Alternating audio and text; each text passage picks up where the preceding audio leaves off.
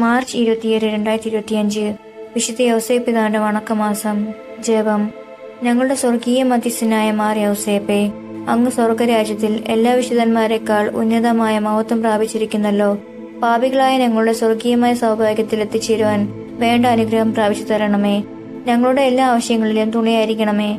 ഞങ്ങളുടെ ആധ്യാത്മിക ജീവിതത്തിന് പ്രതിബന്ധമായവയെ ദൂരീകരിച്ച് അനുദിനം വിശുദ്ധിയിൽ പുരോഗമിക്കുവാൻ അങ്ങേ മഹനീയമായ മാതൃക പ്രചോദനം വരളട്ടെ.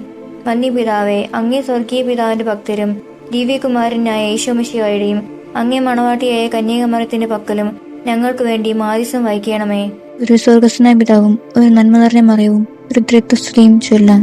പ്രാർത്ഥിക്കാം.